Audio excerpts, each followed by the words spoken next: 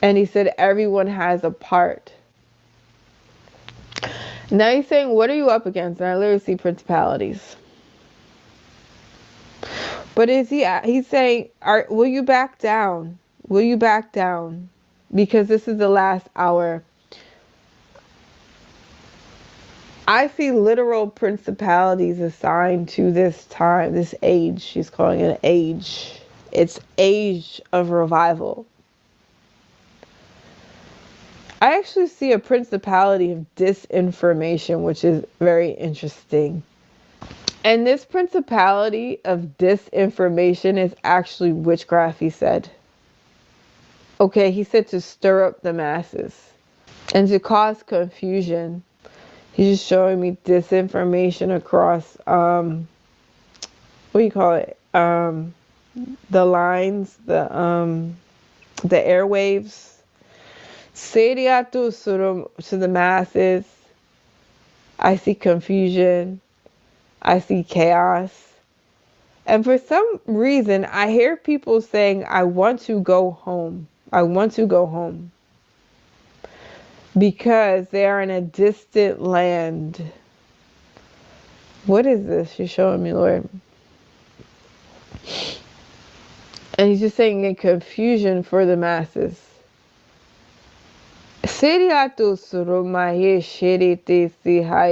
Across the airwaves. A time of distortion, chaos, and confusion. Okay, and he's showing it to me again. It's like, I don't know what this is. Some type of situation where people cannot go home. Okay, they're locked in that area for a time. Okay, I just heard a stay in place order, a shelter in place order. What are you showing me? Okay, I just saw, confirm that, Lord. He just showed me Iran.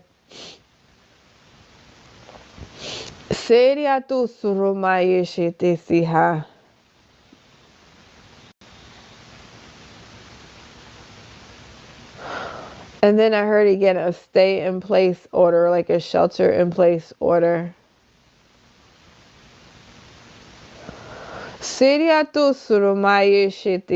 What's that word? Reverberations. Did I say that right? Reverberations across the land. Echoing, he just said. Echoing. Echoing. And then I see a mist of confusion and chaos is looming in the atmosphere. I see the Lord about to play a card. He has a deck of cards in his hand. He's about to play a card.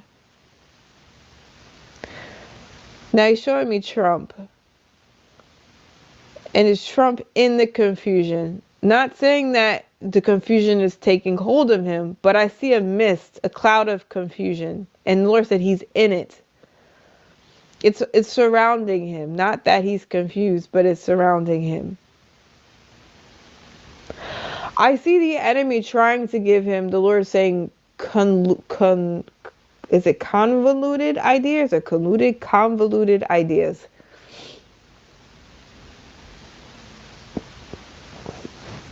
We have to pray and fast for Trump. He said the leader of your nation.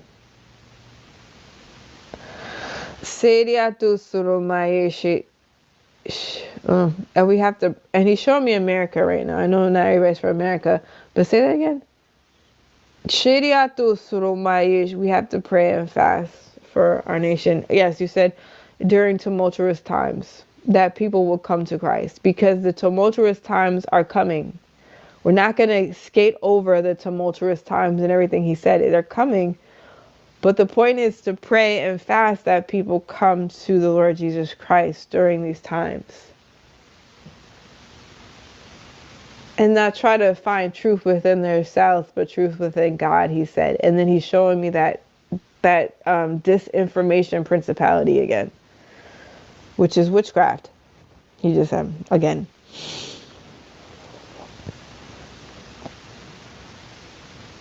They say you heard me correct. I see literal principalities assigned to this time, this age. She's calling it an age. It's age of revival. I actually see a principality of disinformation, which is very interesting.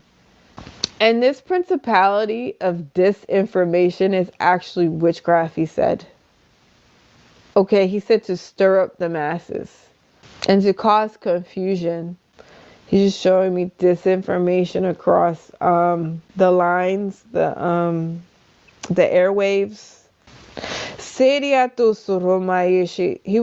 just showed me Iran. Now he's showing me Trump. And it's Trump in the confusion. I see the enemy trying to give him, the Lord saying, is it convoluted ideas or convoluted ideas? We need to talk about something uncomfortable, and let me hit you with the part they don't want you to focus on right now. In just a handful of days, America has managed to do something that should be impossible for a country that spends around $1 trillion a year on defense. We're already talking about running out of weapons against Iran. Not eventually, not, hey, if this turns into a long war. We're talking about right now, the kind of shortage that forces the White House to drag the CEOs of the biggest missile companies on Earth into a room and basically say, hey, stop everything you're doing right now. We need more, and we need more yesterday. Reports right now that the administration is meeting with top defense contractors at the White House, specifically because strikes on Iran are diminishing U.S. stockpiles tremendously, especially long-range munitions like Tomahawk missiles. Think about that. And of course, interceptor missiles, which are being exhausted by Iranian attacks. Of course, you won't see this in the mainstream media. For whatever reason, the mainstream media is ignoring this. There is a blackout, and even CNN yesterday admitting that the Israeli government has told them that they are not allowed to show incoming rocket attacks. Aaron Burnett on live television admitting that. Go up there. We're not showing you that because we're not going to show. The Israeli government does not allow us or want us to show where that may have come up, that interceptor. All right. Well, covering a lot of stories the mainstream media won't touch today, or the propaganda about this war in Iran is so thick you could cut it with a knife right now. If you're watching like Fox News, they're going to give you, of course, the neocon. They've even dragged out Condoleezza Rice right now to push that war narrative for you. If you're watching CNN live from Israel, they'll tell you that Israel is telling them they can't even cover certain parts of this war because the Israeli government won't let them show it. So there's a lot we're going to unpack today on the show. That's right. We're going to talk to Colonel Douglas Macgregor. He's going to give us the state of the war as he sees it. So cutting through the propaganda. You know, there's a lot of war posters. It's very reminiscent of World War II. You know, I can't wait till they drag out Donald Duck. You may have seen that. If you turn on Fox News or any of the other neocon run mainstream media, you'll see the usual cavalcade of voices who led us into the war in Iraq and in Afghanistan for 20 years. 20 years war.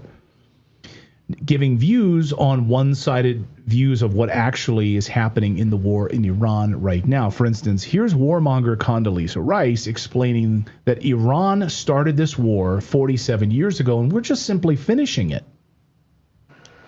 Well, the most important thing, Brett, and thank you for having me, but the most important thing is to recognize that Iran has been at war with us for at least 47 years, all the way from 1979. People may forget. They took our embassy hostage 444 days. They were responsible for the killings of 300 plus Marines in Lebanon in the early 1980s. And if you ask people about Iraq, what was the source of many of our casualties in Iraq, you'll get estimates as high as 75 or 80% of them were due to Iranian-made roadside bombs. And so they've been at war for us a long time. So she goes on to say that anyone who questions it is ahistorical, meaning she knows history and you don't. You're ahistorical. She is an a-hole. But okay, anyway, meanwhile, the Pentagon is telling us they are raining hell down on Iran right now. Secretary of War Pete Hegseth says bombers have taken control over the skies of Iran. Flying over Tehran, flying over Iran, flying over their capital, flying over the IRGC, Iranian leaders looking up and seeing only U.S. and Israeli air power every minute of every day until we decide it's over. And Iran will be able to do nothing about it. Meanwhile, much talk now about boots on the ground in Iran. And will there be U.S. forces by the end of December 31st? Polymarket, which seems to get a lot of stuff correct. This morning, this is Polymarket. U.S. forces entering Iran by December 31st, a 65% chance of U.S. forces on boots on the ground. Meanwhile, the Iranian Foreign Minister Abbas Araghchi says he is waiting for a U.S. ground invasion. The Iranians are prepared, and watches this NBC News anchor is like, wait a minute, did you just say what I think you said? Boots on the ground, Iran. Are you afraid of a U.S. invasion in your country? No, we are waiting for them. You are waiting for the U.S. military to invade the ground troops? Yes, because we are confident that we can confront them, and that would be a big disaster for them. So you're saying that Iran is ready and willing to take on the U.S. military if there were to be ground troops? Well, we were ready for this war even more than the previous war. So you can see, the quality of our missiles, how much they are upgraded after the last war, because we learned lots of lessons. And we are. So there's a lot of propaganda happening in real time right now. We want to bring in Colonel Douglas Macgregor, who's just written a great new piece on his Substack about how this thing possibly ends. Colonel, great to see you. Welcome back to the show. Hey, thanks very much. Good to see you. I'm seeing reports out of Israel that Israel wants boots on the ground, but they can't get any generals to lead it because their assessment probably matches yours, that it's a suicide mission. Can you respond to what we've been through collectively over the last week, from this is a short military operation to 4 to 5 days to 2 to 3 weeks, then it was 4 to 5 weeks, now we're here in September. That doesn't bode very well for a successful mission that we thought would take a weekend, and now that's 7 months. So what do you make of this moving target and what it says about the status of the war that we can't see because of propaganda filters? Well, I'm seeing some real indicators of success for us. So much success that President Trump is summoning the aerospace industry heads to meet with him in the White House, presumably to tell them our missiles and munitions have done a great job, right? Right. High five. We're done. Yeah. You guys have done such an amazing job. No, not that we've spent over, $1 trillion and we're out of Tomahawk missiles and we don't have Patriot systems. Like, that's really what that meeting's about, right? Well, I would think so, about a number of things, but it's not an indicator of imminent success or that we're on the threshold of victory. This other business, the Israelis just announced the mobilization of 100,000 reservists. I'm hearing that a lot of those reservists are not going to show up, and they've got to man the force that they're trying to ship into Lebanon, where they're meeting, again, resistance despite enormous bombing. I just don't see the evidence for success. And moreover, now I'm hearing from people who are saying, oh, you don't understand, Doug. The Iranians are running out of ballistic missiles. They're running out of cruise missiles. Why do you say that? Well, they haven't fired as many over the last 2 days as they did at the beginning. I said, well, obviously, they have to have targets. What have they got left to shoot at? They've already destroyed all of our bases. They've done enormous damage to the infrastructure, command and control radars, Patriot batteries, THAAD batteries, you name it. Oh, no, you don't understand. They're running out. As soon as somebody tells me the enemy's running out and that's the reason, I tend to remember Ukraine. Oh, the Russians are running out of ammunition. They're running out of missiles. Oh, the Russians are losing. The Iranians are winning. I don't believe anything, frankly. I want to look at a different indicator. And the indicator right now, it comes in the form of insurance premiums for shipping. Oh, there is an option for President Trump to save face and say, look, we got the Ayatollah and we got a lot of bad guys. We're pretty happy. We're walking out of here. The problem is that it doesn't seem to be Donald Trump in the driver's seat. It seems to be President or Prime Minister Netanyahu, that it's Israel's will that we are bending towards. So if we walked away now, we probably would be led like a dog right back here until I don't know what. So it has to be disastrous.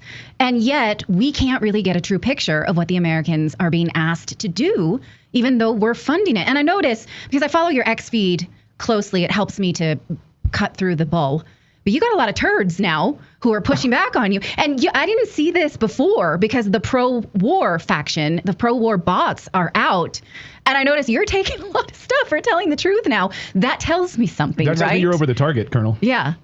Well, unfortunately, if you object to waging war with uncertain purpose and unattainable goals, then you're viewed as a traitor. I mean, that's obviously, you don't support what's right and good. But I think Americans are smarter than Washington thinks. And I'll be frank, I don't think this is going to lead anywhere. I don't think President Trump is going to tow the battleship Missouri into the Persian Gulf and then repaint the name on the Missouri to the USS Trump and hold a surrender ceremony there for the Iranians. I don't think that's going to occur. I hope we can get out of this without ending up in a major war with Russia and China, without blowing up the entire region. The entire region is pretty much blown up as it is. But I think what's going to happen is that over the next several weeks, war fatigue is going to set in. I think we will take more casualties than we've taken thus far. And I think President Trump may be in real trouble. He may not finish his term. He may no longer being president by the time the war ends, however it ends. So maybe you can give us just a military assessment beyond what you've already said here. Where do things stand on the Israeli side? Are they, CNN is not allowed to show us. Fox News is not allowed to show us. RT got shut down from showing us what's actually happening inside of Israel, bombing attacks inside of Israel. What do we know about the Iranian capacity at this point? Are they sitting back? As Professor Marandi in Tehran has said this morning, the Iranians are using basically some of their old missiles. They haven't even really used some of their most advanced stuff yet, and they're sort of sitting back. Can you help us understand? And also the American deaths. We've only heard 6 Americans have died. I'm hearing that number is false. Maybe you can tell us about the American killed in action numbers that you're hearing about. Maybe you just can give us a sense of all of these things. Well, let's start with Israel. I think internally, Israel is suffering from considerable unrest. There are lots of unhappy people in Israel right now. They've been through quite a lot as a result of starting this war in the aftermath of 7 October. They've got armed forces with people that are exhausted, that are tired. At least 1 million Israelis have left the country and gone elsewhere, and I'm sure more would leave if they were able to do so. So I think the future for Israel is ominous. It strikes me that Israel and Iran may well end up in this contest that I would describe as competitive collapse. In other words, which state falls apart first? And if I were betting, I would say Iran will not be the first, that it will be Israel internally. They're already bringing in large numbers of mercenaries to fight, and that's been going on almost from the beginning. Israel has sustained a lot of damage. It's probably going to sustain a lot more before this is over. And I don't know where Mr. Netanyahu is most of the time. Everybody keeps asking that question. He's not exactly very visible these days. So I think Israel is in trouble. Let's put it that way. Now, when we go to the Persian Gulf, we look at the Emirates, we look at Saudi Arabia, but particularly the Emirates, I think we as a nation are finished there because deterrence has failed. What the Iranians have demonstrated pretty conclusively is to fight wars, you don't really need navies and air forces if you're defending your country. With missiles and unmanned systems and ground troops, you can wage war for a very, very long time. We are at the end of a 6,000-mile logistical pipeline. We've got to replenish everything. We don't know how many missiles we fired. We're not sure about how many enemy missiles we've intercepted. And when you're in that kind of position, when in doubt, you tend to make things up. I think we're making a lot up, saying that we're doing a lot better than we are. But it's impossible to know with any precision. So when you look at the map, I tend to rely more heavily on Rebar. I find that most of their data is pretty good. And as I look at the charts right now, I'd say the Iranians are continuing to do quite well. And I don't think that we are pounding them into the dust or pulverizing them out of existence. And I think that's one of the reasons that we're going to send more troops and more firepower there. We've got 3 carrier battle groups that we can surge. And over the next 2 weeks, I think they're going to get them ready and bring them over so they can replace the 2 carrier battle groups that are there now. So this is going to go on. As you pointed out, everybody stopped talking about 48 hours. Remember, we go back to Witkoff, and he said, well, President Trump and I thought they were going to capitulate. I mean, after all, look at all the firepower we amassed. Persia has been with us for 2,700 years. I don't see any evidence that they're about to go away. I think they'll endure. I think ultimately by enduring they will win. The question is what sobers us up. I think it's going to be economics. Remember, Japan depends for 73% of its oil on the Persian Gulf. South Korea depends about 65% of its oil comes out of the Persian Gulf. China, 50%. But the Chinese have substantial strategic reserves, and they have a new pipeline into Siberia. So that no doubt helps a great deal. India's oil, 50% of it comes from the Persian Gulf.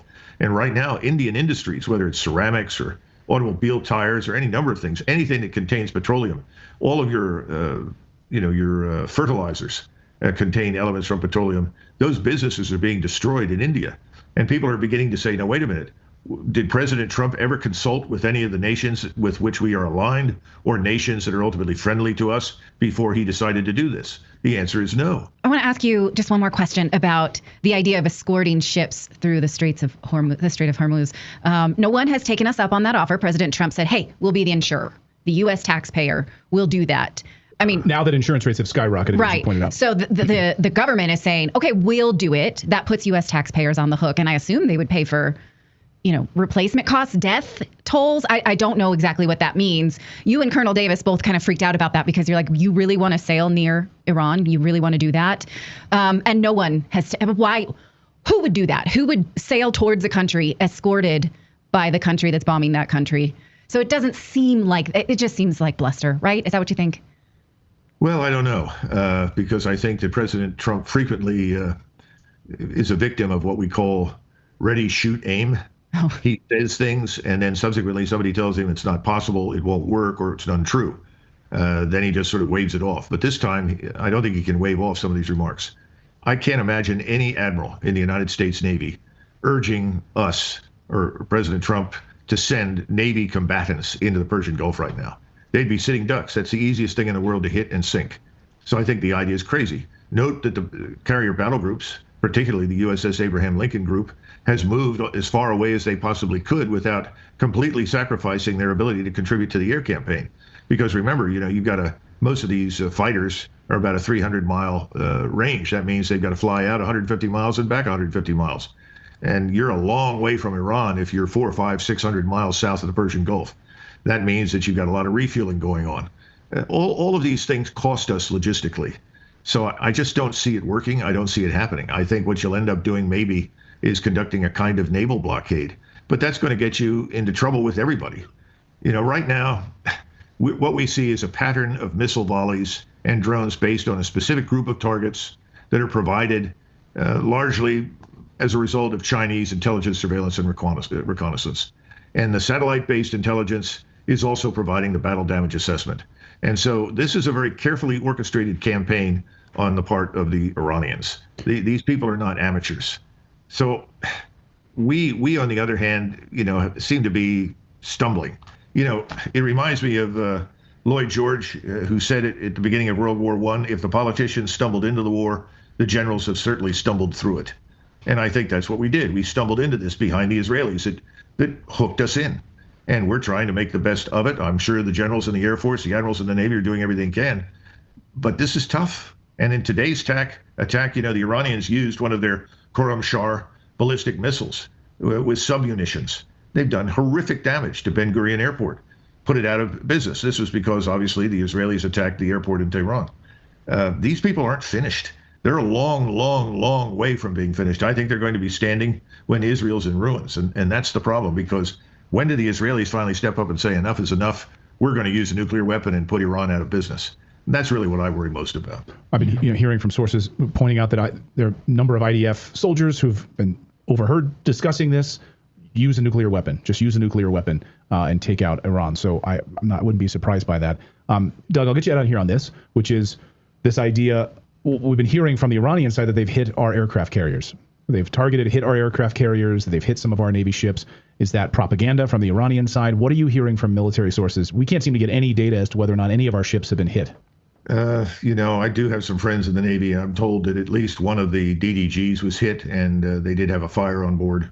But the rest of it, no. And, the other thing is nobody wants to confirm success because they're afraid that they're going to tell the Iranians that they've hit the right target. But the truth is that you can't really conceal the effects because they're going to be picked up on satellite intelligence anyway. But historically, just remember, we always slow roll casualties. We slow roll losses, or we simply lie. We lied during the Second World War because the losses were always higher than we expected. During World War I, they were horrific, and people waited months to hear the truth. So I just don't think that much of what we are hearing is truthful from our side. And I don't know that the Iranians are telling us everything either, because if you think you got close to a carrier, maybe you say, well, we got close, so tell them we nicked the carrier or something. Who knows? I don't know. Yeah. But I don't think we can depend on much integrity in war. What did Napoleon say? The first casualty in war is the truth. Right. He was right. Okay, so the Lord gave me this word February 27th of 2026. And the first strike on Iran, the war began the very next day, February 28, 2026. So when he was showing me Iran and shelter-in-place orders, I had no idea what was going on, but it was because of the war. And we see all these videos coming about people stranded and don't know where to go, shelter-in-place orders. That prophecy has been fulfilled. But also, he was saying that there would be a principality of disinformation. At the time, I had no idea what he was talking about. Yes, Lord, going across the airwaves because the war hadn't started yet. It was hours after that this happened. So now we see propaganda and fake news media going across the airwaves to deceive the masses about what is really going on in Israel and Iran and concerning this war. And it's interesting because the Lord said, pray for Donald Trump that he doesn't get convoluted ideas. As you heard the colonel say, who has war experience, he is a colonel. It reminds me of Trump's pride, right? That he has to win. If they're losing, which it seems like things are going on that they're not reporting, the United States is just saying that we're winning and doing so good, but that does not look like the case. And if things come to drastic measures, that they would use a nuclear bomb on Iran just to win. So that sounds to me like a convoluted idea that could possibly come to Trump from Netanyahu or for whoever else. So we have to pray that he makes the right decision. And he keeps showing me Trump pressing this red button. I don't know. I wonder if that's the red button or just starting this war is the red button. But pray for Trump that he doesn't get any convoluted ideas. Pray for the truth to come out about what's really going on, because there's a lot going on that we do not see. There's a lot of disinformation floating around the airways to deceive the masses. So let me know what you guys think about this in the comment box, and hit that like button so this video could get to more people. And if you watch me and you haven't subscribed, please subscribe. I will speak to you guys soon. Hey guys, this video is brought to you by Glory Changers. Go and check out the Glory Changer store where you can get these bracelets that say Jesus, Yeshua, Adonai. There's many different bracelets for men and women. I do pray, decree, and declare and release the anointing over each bracelet that I make. Each bracelet is made with love, and whatever the Lord has me decree and declare onto it for the person who will receive it, because he knows all things. Glory Changers, from glory to glory. Come and check out the Glory Changer store.